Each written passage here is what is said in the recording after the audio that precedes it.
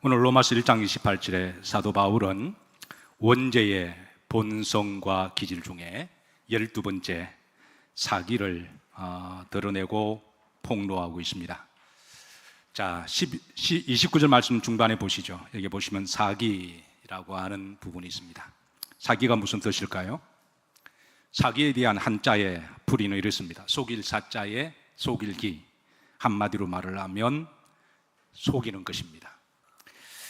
사랑하는 성도 여러분, 우리가 한 시대를 살아가다 보면 원턴 원치 않던 누구나 다 아마 한 번쯤은 사기를 당해 본 적이 있을 것입니다. 만약 여러분들 중에 나는 한 번도 사기를 당한 적이 없다 그러시면 그분은 정말 복 받으신 거예요. 아멘이 없는 거 보니까 그런 분은 한 분도 없으신 것 같고, 자, 두 번째, 사기를 당할 뻔했는데 사기를 당하면 눈물 콧물 다 빼고 영혼까지 털릴 뻔했는데 바로 그 순간에 누군가가 나타나서 그거를 알려주거나 막아주었을 때, 혹시 여러분 그런 경우가 있으신가요? 만약 그런 경우가 있을 때 우리는 그 사람을 잊을 수 없는 우리가 감사하는 마음을 가지고 살아갈 것입니다. 사실 사기라는 말을 우리가 많이 듣는 말이기는 해요. 그래서 사기의 뜻을 모르는 사람은 없습니다. 그런데 문제는 이제 범주가 문제입니다. 이 사기의 범주를 사기의 정의는 글자 그대로 속이는 것이 사기인데, 문제는 이 범주가 레인지가 어디까지가 이게 사기냐. 그래서 가끔 이 사기의 문제로 법적인 다툼에 법정이 일어나게 되면 한쪽에서는 사기가 아니다라고 주장을 하고 한쪽에서는 사기다라고 다툼이 있는 것을 보게 됩니다. 자, 대한민국 헌법상 사기에 대한 정의는 이렇습니다. 한번 읽어보시죠. 이게 대한민국이 정한 사기에 대한 정의입니다. 한번 읽어보시죠. 시작. 사람을 속여. 자, 그런데 이게 사기의 정의만 가지고 사기죄를 적용하기가 이게 묘한 그런 유권 해석의 문제가 있습니다. 그래서 이 범주를 어떻게 적용할 것이냐. 그래서 여기 이제 형법에 보면 이렇게 쭉 범주까지 구체적으로 그렇게 내용을 기록하고 있는데요. 제가 큰 항목만 그렇게 이제 소개한 것이고 세부적으로 가면 더 복잡합니다. 그래서 이런 부분들은 이제 많으니까 여러분들 어느 정도 아시니까 시간 관계상 자, 화면 좀 빨리 올려주시죠. 눈으로 빨리 한번 읽어 내려가시죠.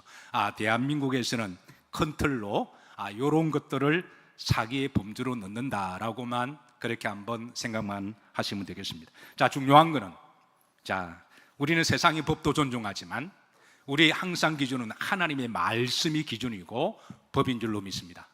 아멘인가요? 그러면 성경은 사기에 대한 정의가 무엇이고 사기의 범주를 어디까지 말씀하시느냐, 우리가 기본적으로 우리가 알아야 우리가 이제 주의 말씀을 이해할 수가 있는데요.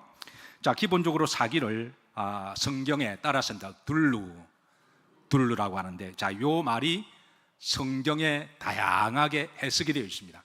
우선 로마서 1장 29절에는 그냥 사기라고 번역을 했는데요. 마가복음 10장 22절에는 속이는 것이라고 번역을 했습니다. 자, 그리고 요한복음 1장 47절에는 자, 온유가 같습니다. 이걸 뭐라고 번역했나요?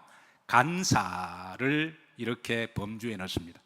자, 고린도후서 12장 16절에는 이것을 뭐라고 범주에 들어가나요? 교할도 사기의 범주에 넣습니다. 자, 마지막 마태복음 26장 4절에는 이것을 자, 뭐로? 흉계라고 번역했는데요. 자, 흉교로 잡아 뭐 하려고? 죽이려고 하는 것도 사기의 범주에 들어가는데, 자, 이렇게 이제 바울이 정언하고 성경의 이제 정언하는 사기의 정의와 범주는 이렇습니다. 자, 한번 보시죠. 자, 다 같이 한번 찬찬 읽어보시죠. 소극적으로는 남을 속이는 것을 시작으로 해서 간사하고 교활하게 사람을 속여서 자신의 이익을 꾀하거나 이용 혹은 죽이는 것까지 포함되어 있는 게 사기의 범주까지 다 들어갑니다. 그리고 성경은 자, 태초에 첫 번째 사기를 폭로합니다. 첫 번째 사기는 창세기 3장 1절에 보시면 자, 누가 뱀이 중간절에 보시면 뭐하니라? 간교하니라. 그러니까 아담과 하와를 속이기 위해서 아주 간교한 말로 그렇게 해서 아담과 하와를 속이는 거죠. 그 이제 인류 대초의 사기인데요. 계시록 12장 9절에 보면 이 뱀의 정체를 성경은 우리들에게 밝혀주는데, 자, 옛 뱀, 곧 뭐라고도 하고 마귀라고도 하고 뭐라고도 하며 사탄이라고도 하며 온 천하를 많은 자 꿰는 자. 그래서 성경은 인류의 최초의 사기꾼의 원조는 따라서니까 사탄, 마귀라는 거예요. 그리고 마귀는 태초부터 인류를 속여왔고 지금도 속이고 있고 앞으로도 속이고, 그리고 문제는 인류의 많은 사람들이 그 사탄의 마귀에 속고 왔다라는 겁니다. 흔히 사기꾼들이 모이면 그런 말을 한대요. 감옥에 가면 사기꾼들이 모여서 자기 이제 재능을 자랑한답니다. 사기꾼들 중에도 레벨이 있는데요. 누가 가장 수준 높은 사기꾼이냐면, 사기를 쳤을 때 사기 당한 사람이 사기 당한 줄을 모르고 사기치는 사기가 최고의 사기꾼이래요. 이해가 되십니까? 그러니까 이해가 잘 안 돼요? 예. 분명히 내가 사기를 당했는데 자기가 사기 당한 걸 알지 못하고 사기 당하고 사기 당하는 것, 이해가 되시나요? 이해된다 해주죠. 그래 빨리 이제 설교 진행하죠. 제가 설명을 좀 잘못해서 그런데 어쨌든 그게 최고의 사기꾼을 해요. 그러니까 자기가 사기 당했는데 사기 당한 줄 모르고 사기 당하는 것, 마귀가 그렇습니다. 인류에 그동안 사기를 온 천하를 꿰는 자라 그랬잖아요. 사기를 쳤는데 영원히 사기를 당하고, 사기를 당함에도 불구하고 자기는 사기를 안 당한 것처럼 생각한다라는 거예요. 그래서 성경은 인류의 태초의 사기꾼 원조를 누구라고 고발하나요? 마귀 사탄임을 고발하고 있습니다. 지금 바울이 이제 여기에 드러내고 있는 사기는 마귀의 영에 사기를 당해서 본인이 인정하든 인정하지 않든 간에 그 심령 속에 이 사기에 대한 기질이 있는 그 본질에 대해서 바울은 드러내고 고발하고 있습니다. 자, 로마 공화정을 다른 말로 사기 공화정이라고 불렀습니다. 왜냐하면 로마 공화정에는 워낙 사기의 종류가 많아가지고요. 그래서 소위 로마 공화정에는 둘루스법이 있었습니다. 이거를 글자 그대로 번역하면 사기법인데요. 제가 우리나라 사기법도 소개해드렸지만 간략하게 당시 바울이 살았던 로마 시대에 사기가 얼마나 많았는지 하면 이 사기법들을 명시한 몇 가지 법만 좀 소개합니다. 첫 번째, 자 보십시다. 이게 이제 플룸이라고 하는 법은 일반적인 사기를 말하고요. 팔숨은 저울을 속이는 사기. 옛날에는 다 계산을 저울로 했잖아요. 예, 물건을 계산할 때 그러니까 저울로 사기치는 사기들이 굉장히 많다라는 거예요. 자, 그 다음에 날조하는 사기, 그 다음에 횡령 사기, 정치적 사기, 이름이나 신분을 도용하는 사기, 지금으로 말하면 인감 도장을 어떻게 서리설적해서 사용하는 사기를 말하겠죠. 그리고 이런 사기도 있습니다. 세리티오라고요. 대중들을 선동하고 폭동을 일으켜서 대중의 심리를 이용해서 어느 정치인들이 자기 목적을 위해서 백성들끼리 싸우게 만들고 자기 이득을 취득하는, 그것도 사기의 정치적 사기로 분류했다는 점에 대해서 매우 통찰력 있고 흥미롭습니다. 그래서 어떤 사람들이 이 정치적 사기에 속아 나가게 되면 자기한테 아무런 덕도 없음에도 불구하고 마치 자기가 믿는 정치인들이 신념인 것처럼, 그래서 목숨을 걸고 어느 정치인을 위해서 그렇게 열심히 싸우다가 나중에는 그 정치인만 좋은 일 시키는 그런 사기도 로마 시대에 사기 종류로 분류했다고 하는 거예요. 참으로 통찰력이 있다고 할 것입니다. 자, 그래서 로마인이 사기에 관한 속담들이 많이 있는데요. 당시 로마 사람들이 쓰는 사기의 속담입니다. 자, 한번 우리나라 말로 한번 다 같이 합독합니다. 구매자는 사기를 당하지 않도록 조심해라. 예. 워낙 사기가 많으니까 저울을 많이 속이고 그러니까, 예. 여러분 눈이 빠릅니까? 손이 빠릅니까? 예. 눈이 빨라요? 손이 빨라요? 예. 이렇게 이 도박하는 사람은 손이 빠르대요. 예. 눈보다 손이 빠르대요. 사기치는 사람은 저울을 할 때 눈보다 손이 빠르답니다. 그러니까 속이는 사람을 뭐 해라? 물건을 거래할 때마다 이게 로마인들의 속담입니다. 자, 두 번째입니다. 자, 한번 읽어보시죠. 사기꾼은 뭐가 좋다? 사기를 잘 당하는 사람이 특징이 있습니다. 두 가지인데요. 첫 번째는 순수한 사람. 한 번도 사기를 당해보지 않아서. 그러니까 사기를 잘 모르는 거예요. 왜냐하면 사람 워낙 순수하시니까. 두 번째, 머리가 좋다라고 생각하는 사람. 순수하고 머리가 좋다고 생각하는 사람들이 사기꾼이 마음만 먹으면 사기치는 가장 쉬운 대상이라는 거예요. 어쨌든 사기꾼은 뭐가 좋다고요? 머리가 좋다. 자, 세 번째입니다. 자, 이게 이제 한번 읽어보시죠. 남을 속이려 하는 자는 자기 자신을 먼저 속인다. 이게 일종의 언유법의 메타포의 레슨인데요. 이 사기치는 사람이 사기를 쳐서 약간의 이익을 얻을 수가 있습니다. 자기가 원하는 이득을 얻을 수가 있지만, 그런데 가장 중요한 것은 자기 자신을 잃어버린다는 거예요. 남을 사기쳐서 이용할 수는 있습니다. 그런데 나중에는 결국은 자기 인격이 사기를 당하고 자기 믿음이나 영성이 사기를 당하는, 그래서 사기치는 사람의 가장 불행한 심판에 대해서는 자기 자신의 그 대가를 지불해야 됨에 대한 일종의 언유법에 대한 레슨입니다. 로마 제국은 그래서 사람들이 사기 공화국으로 불렀습니다. 그런데 바울은 여기에 이제 로마 제국만의 문제가 아니라, 바울이 말하고자 하는 로마를 정죄하는 게 문제가 아니라 모든 원죄를 가진 사람의 마음 속에 이런 기질들이 있음을 지금 드러내고 있습니다. 자, 여러분 성경에 보시면 사기와 속이는 것 관련돼서 딱 머리에 첫 번째 딱 떠오르는 사람 한번 여러분 아마 다 알아맞추실 거예요. 워낙 이 사람이 유명해서, 믿음이 없는 사람도 아닙니다. 믿음도 좋은 사람인데, 그런데 이 사기함은 딱 속이는 대표적인 한 사람 누군가요? 우리 장로님 말씀하신데 야곱입니다. 아마 여러분 속으로 다 그렇게 생각하셨을 거예요. 자, 야곱이 아버지의 장자권을 사모하는 것 자체는 그건 좋은 일입니다. 그 자체는 전혀 문제가 안 돼요.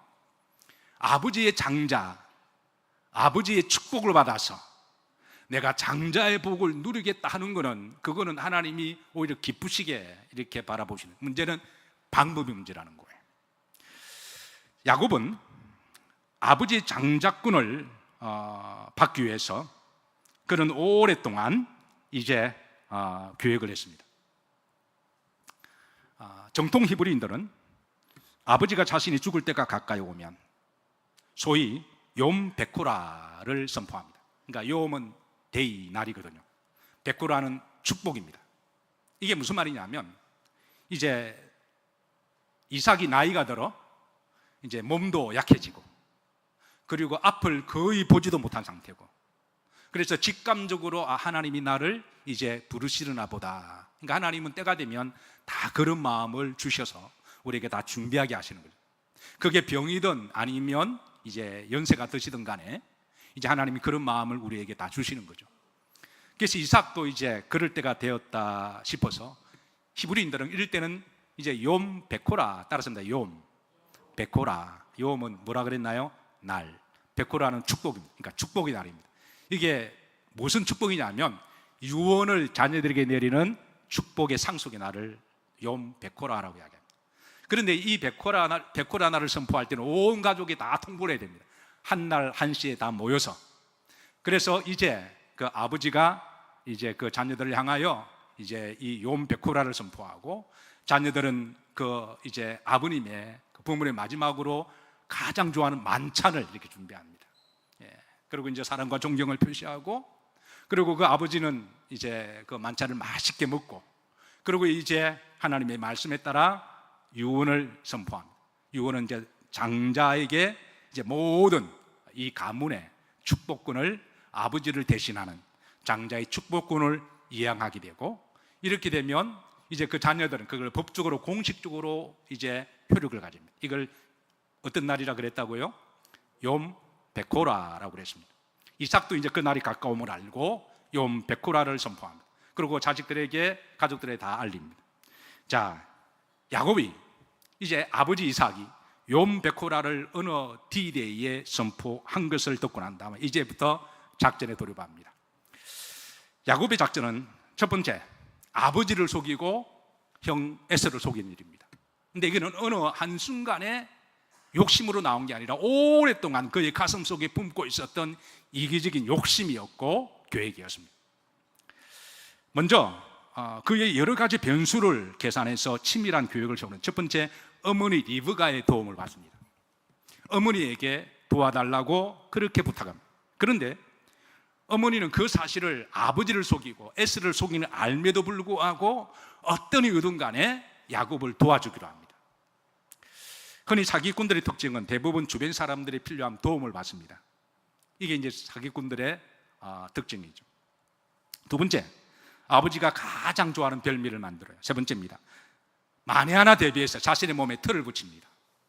왜냐하면 만약에 혹이라도 아버지가 자신을 의심해서 혹이라도 뭔가 이렇게 질문하거나 너가 S가 아니냐라고 물어볼 때 그때 이것을 이제 하기 위해서 변수를 하는데요.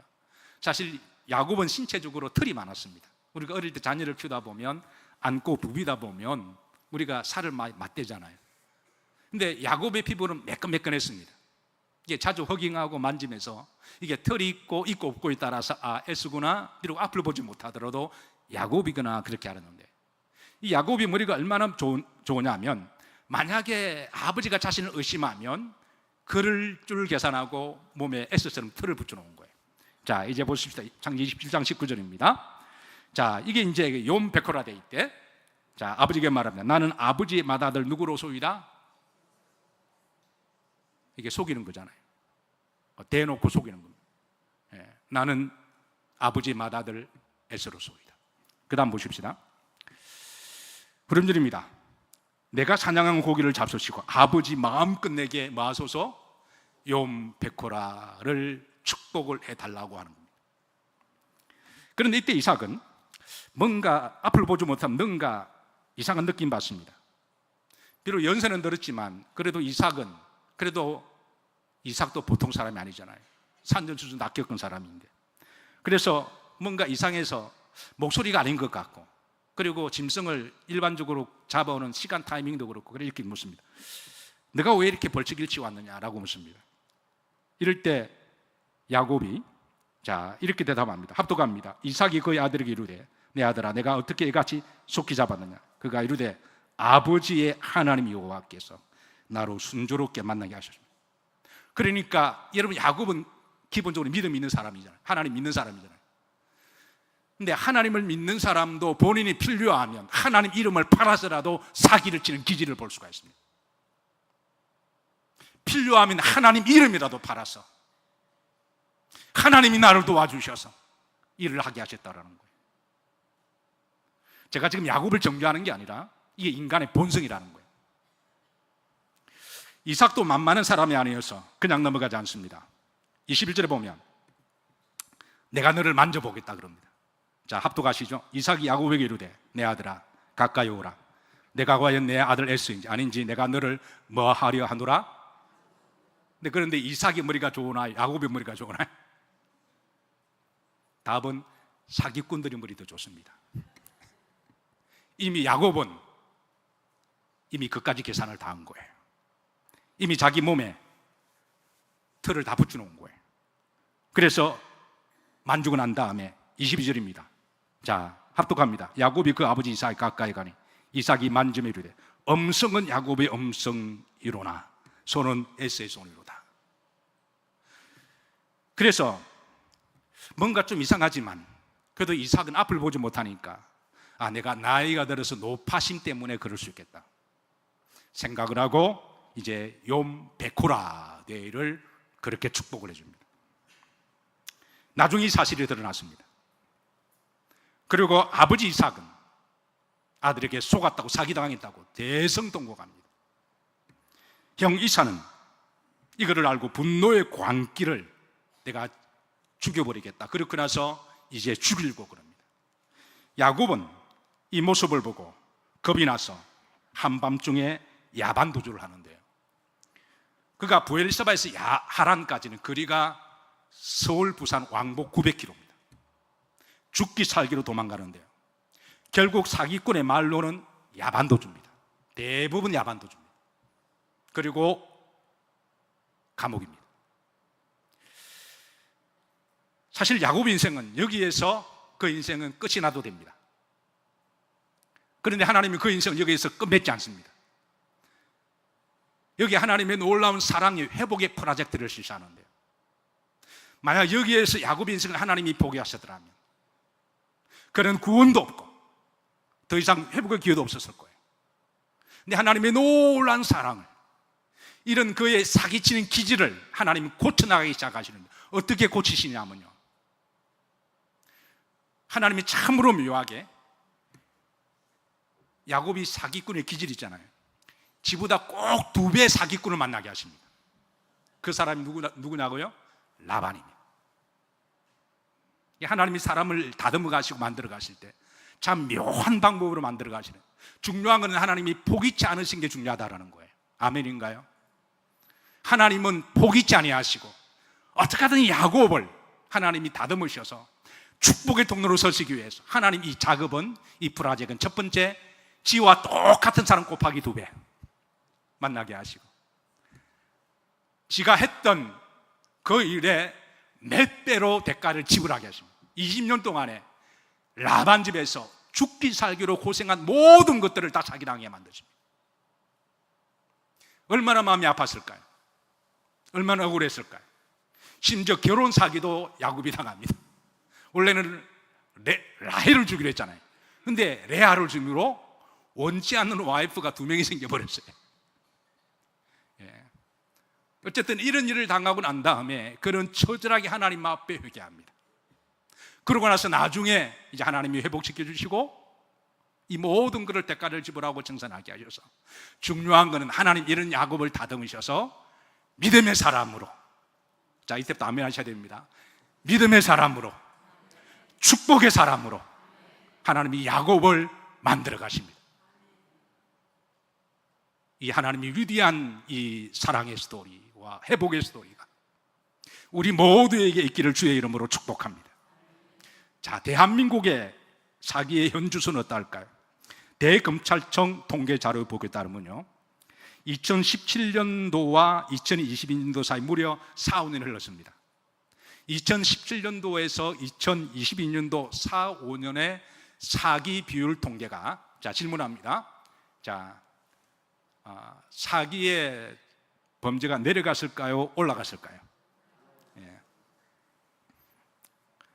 놀라지 마세요. 얼마나 올라갔냐 하면 41%가 올라갔습니다. 우리 영일교회는 제가 놀라지만 정말 안 놀래요. 이제는 놀라세요. 41%가 올라갔습니다. 네. 여러분 이상하지 않나요? 우리 현대인들은요, 많이 배웠다고 똑똑하다고 자부합니다.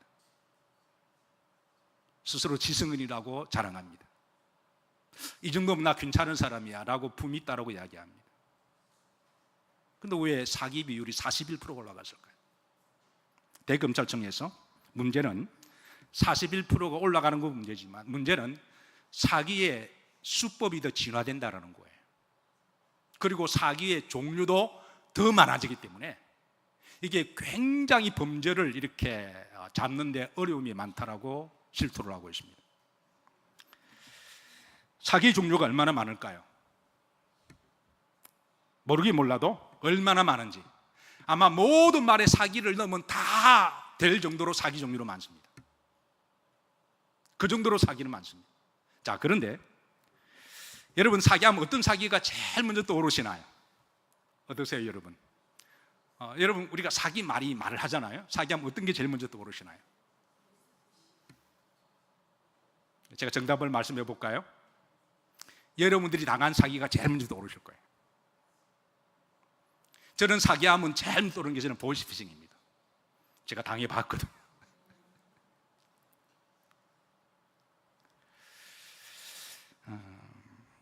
세계 국제 투명성 기구가 있습니다. TI라고 부르는데요, 이 자료에 따르면 인류의 전 세계적으로 가장 사기가 적은 나라, 자 1, 2, 3위를 제가 발표하는데요, 어떤 나라일까요? 1위가 대한민국이면 얼마나 좋을까요? 1위 보십시다. 1위가 바로 덴마크입니다. 1위가 어더라고요? 핀란드. 3위가 뉴질랜드. 다 기독교를 믿는 나라입니다. 굳이 종파를 말하자면 루터란을 믿는 개신교 믿는 나라들입니다. 제일 살기가 좋고 제일 살기가 좋은 나라라고 그렇게 평가하고 있습니다. 자, 반면에 살기가 제일 많고 부정부패가 많은 나라. 자, 1위가 대한민국이 아니라 보시죠. 소말리아라 그럽니다. 2위가 남수단, 세 번째가 시리아입니다. 자, 그런데 무역 사기가 제일 많은 나라로 뽑힌 나라가 나이지리아라고 합니다. 나이지리아가 무역 사기가 제일 많대요. 근데 아마 사업하시는 분들은 공감하실 거예요. 제일 많대요. 근데 나이지리아에게 무역 사기를 제일 많이 당하는 나라가 어느 나라일까요? 그 대한민국이래요. 자, 우리나라 금융감독원의 자료에 따르면요, 지난 10년간 보이스피싱으로 손해본 피해액이 3조 원에 이른다고 합니다. 자, 보이스피싱으로 사기를 제일 많이 치는 나라가 어느 나라일까? 이건 여러분 다 아시는 어느 나라죠? 중국입니다. 지금 뭐 중국 내도 많지만 전 세계적으로 네트워크를 만들어서 이렇게 회로를 다른 데로 이렇게 컴퓨터를 돌리기 위해서 다른 나라가 지분을 두고 있는데요. 자, 여기에서 중국의 보이스피싱으로 제일 사기를 많이 당하는 나라가 어느 나라일까요?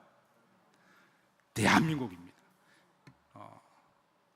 사기를 당하는 두 종류의 특징이 있다고 그랬죠. 첫 번째, 어떤 사람? 순수한 사람. 그 대한민국 사람 그렇게 순수해요. 두 번째가 뭐한 사람? 스스로 똑똑하다고 생각하는 사람. 대한민국이 첫 번째고요. 자, 우리만 말하면 좀 억울하죠. 2위가 어느 나라일까요? 미국입니다. 미국도 우리나라 다음으로 보이스피싱에 사기를 많이 당한대요. 3위가 어떨까요? 조금 위로가 됩니다. 3위가 어느 나라일까요? 말 안 해도 알죠? 일본입니다. 자, 요즘 신종 가장 많이 뜨는 사기가 핸드폰 사기라고 합니다. 지난 5월 26일입니다. 얼마 전에 한 주류 방송국 MBC에서 영상만 보면 돈을 들인다라고 하는 사기를 조심하라라고 보도를 했습니다. 그러니까 집에서 이제 핸드폰을 통해서 유튜브를 보다가 좋아요라고만 눌러주면 한 건당 몇천 원에서 많으면 몇만 원 준다라는 거예요. 그래서 거기에 혹하고 넘어간 어느 사람들이 그걸 계속 좋아요. 그러니까 한 편 누르면 몇천 원, 몇만 원이잖아요. 어떤 경우는 뭐 10만 원 넘어갈 수도 있고. 이런 종류의 사기를 어떤 사기라고 혹시 아시나요? 부업 사기라고 그럽니다. 그러니까 신종 사기 수법이죠. 자, 중요한 것은 하나님은 우리 그리스도인들이 사기를 당하지 않기를 바라십니다. 작년 2024년입니다. 금융감독원 검찰청 과학기술정보통신부가 서로 협력해서 우리나라에서 가장 신종 사기 수법과 거론해서 많이 당하는 피해 사례 5가지를 발표했습니다. 알고 계시는 분도 계시겠지만 다시 한번 우리가 조심 마음으로 한번 보시죠. 첫 번째입니다. AI를 통한 딥페이크의 사기 기술이 갈수록 진화하고 있으니까. 두 번째가 뭐라고요? 가상자산입니다. 암호화폐. 이게 지금 특히 젊은 사람들 여기에 많이 이렇게 낚인다고. 세 번째가 각종 정부 사기 지원. 네 번째가 피싱의 수법의 복합화. 다섯 번째가 신종 아르바이트 사기와 부업 사기. 자, 사기를 전담 변호하는 김주덕 변호사가 있습니다. 하도 사기를 많이 재판을 처리하다 보니까 이분이 안타까운 마음으로 다음 5가지를 사기를 당하지 않는 법을 제언했습니다. 마지막 5번째가 제게 매우 인상적이어서 이제 여러분들에게 소개합니다. 첫 번째, 평소에 어디에 관심을 가지라? 어디에 관심을 가지라? 사기에 관심을 가지랍니다. 특별히 사기를 안 당해본 사람들, 순수한 사람들은 여기에 대해서 그냥 생각하지 않고 있다. 상대가 마음만 먹으면 당한다는 거. 그리고 스스로 똑똑하다고 생각하는 사람, 상대가 하우스를 만들어 놓고 작업 들어가면 당한답니다. 그러니까 평소에도 그래서 늘 조심하라고 첫 번째를 권면하고요. 두 번째입니다. 허황된 욕심을 버리라고 이야기합니다. 보통 이런 말을 조심하라 그래요. 한 방에. 그러니까 한 방에 좋아하다가 한 방에 훅 갈 수가 있습니다. 그리고 대박 좋아하다가 정말 자신의 박이 먼저 깨집니다. 무조건 고수익, 원금 보장, 쉽고 빨리 돈 버는 법. 변호사는 거의 사기당한 사람들이 이런 데 속아서 오는 분들이 많다라는 거예요. 세상에 쉽고 대박 한 방에 빨리 돈 버는 법은 없다라는 거예요. 성실과 정직하게 신실하게 뿌리고, 그리고 서로 신용을 쌓아가면서 믿을 만함을 통하여 그렇게 해서 이제 거래가 이루어지고, 그렇게 해서 하나님이 축복을 주시는 것이지, 처음 보는 사람에게 한눈에 반해서 한방, 대박 이런 말에 속지 말라는 거예요. 보통 하나님이 축복을 주실 때는 그 신실함과 성실함을 보시고, 오랫동안 정직함과 땀 흘려 뿌린 것들을 지켜보시고, 그를 통해서 하나님께서 신뢰의 만남의 복을 주시고, 그래서 하나님은 그 신뢰를 통해 하는 만남의 복을 주셔서 하나님이 열매를 맺게 하시는 방법이 하나님의 방법이십니다. 그래서 우리가 평소에 신실하게 살아가는 것, 오늘 장로님 기도하셨지만 우리 믿는 사람들은 하나님의 성품을 닮아서 신실하게 살아가려고 애를 쓰는 사람들이잖아요. 남을 이용해서 이득을 보려고 하는 사기의 마음이 아니라 일단은 정직하게 살려고 애를 쓰는 사람이고, 그리고 내가 손해보더라도 남을 섬기려고 살아가는 사람들이 바로 저는 예수님 믿는 사람인 줄로 믿습니다. 그렇게 살아가는 것이 복이 되고 하나님은 때가 되면 그 열매를 거두게 하실 거예요. 자, 세 번째, 이게 아이러니한데요. 이게 법조인이 이런 말을 했습니다. 한번 따라서 하시죠. 자, 세 번째 합독합니다. 법을 너무 묻지 말. 이게 아이러니한데, 본인이 변호사인데도 그 말합니다. 왜냐하면 진짜 사기꾼은요, 문서를 위조하거나 어떤 법적인 걸 이용해서 사기를 친대요. 그래서 여러분, 눈이 빠릅니까? 손이 빠릅니까? 너무 자기 눈을 믿지 말래요. 네 번째입니다. 전화로 개인정보 요구는 정말 조심하라는 거예요. 수상한 앱도 깔지 말랍니다. 그냥 앱 깔았다가 그냥 틀리는 경우가 의외로 많대요. 이제 마지막 제언입니다. 이게 이제 제게 제일 가슴에 와닿는 건데요. 다섯 번째 한번 합독하시죠. 자신의 영혼을 구하라. 자, 이게 무슨 말이냐면, 이 변호사의 주장이 있습니다. 사람이 살다가 한두 번 사기 안 당한 사람이 없다는 거예요. 그러니까 누구나 다 당하는데요. 자, 사기를 당했다고 해서, 재산을 잃었다고 해서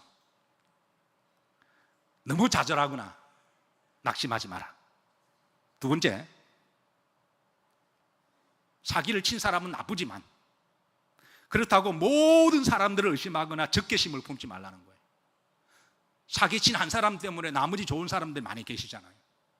그런 사람들에게 마음을 닫아두고 말할 때마다 의심하고 이렇게 은근히 째려보는 거는, 그건 사람이란 예우도 아니고 사람을 신뢰하지 못하는 거니까. 그러면 사람을 잃어버리니까 사기 당했다고 해서 다른 사람들의 마음을 닫아두지 말라, 이렇게 고면. 세 번째입니다. 이분이 고면하는 것은 영혼이 사기당하지 않도록 주의하십시오. 정신 멘탈이 나가지 않도록 사기당하면 빨리 툴툴 털어버리고 다시 정신을 차리고 새롭게 시작하라고 고면합니다. 자, 흥미로운 것은 로마 제국안에 종교 영혼의 사기꾼도 있었는데, 이런 사기법이 둘루스 말루스라고 합니다. 흥미롭습니다. 그 로마 안에, 자, 제가 지난번에 로마 우상숭배를 제가 원죄를 말씀드리면서 로마는 우상숭배의 나라라고 그랬습니다. 그러니까 수많은 우상숭배가 있다 보니까 그 가운데 우상의 미신, 점술가, 마술가, 이단들, 이런 것들이 이제 많은 사람들을 영적으로 그렇게 미혹하는데요. 이렇게 미혹하고 그 영혼을 도둑질하는, 사기치는 그런 법이 바로 둘루스 말루스라고 하는 법이 있습니다. 사실 바울이 이 사기를 폭로할 때 궁극적으로 사울이 말하고 싶은 것은 바로 이거 아닐까요? 원조의 사기꾼은 누구라 그랬나요? 마귀죠, 사탄이죠. 그동안 사탄은 태초부터 많은 사람들을 속여왔습니다. 그런데 문제는 그 많은 사람들이 자신의 영혼이 사탄에게 도둑질 당하는지 알지 못하고 살아가는 데 문제가 있다는 거예요. 지금 바울은 이것을 드러내고 폭로합니다.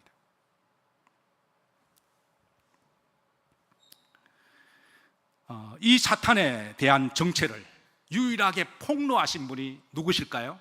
예수님이십니다. 요한일서 3장 8절 우리가 잘 아는 말씀입니다. 자, 이 말씀 마지막으로 한번 보시죠.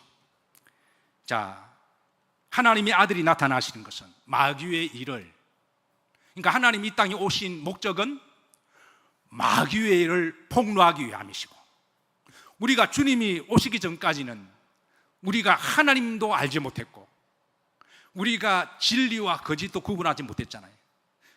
대표적으로 우리나라 복음이 들어오기 전까지, 여러분, 우리나라 우상 숭배를 제사로 부모를 공경하는 거로 그렇게 우리가 프라우드하게 생각했지, 오히려 그것을 양반이라고 생각했습니다. 그걸 안 하면 쌍놈이라고 우리가 오히려 역으로 비판했습니다.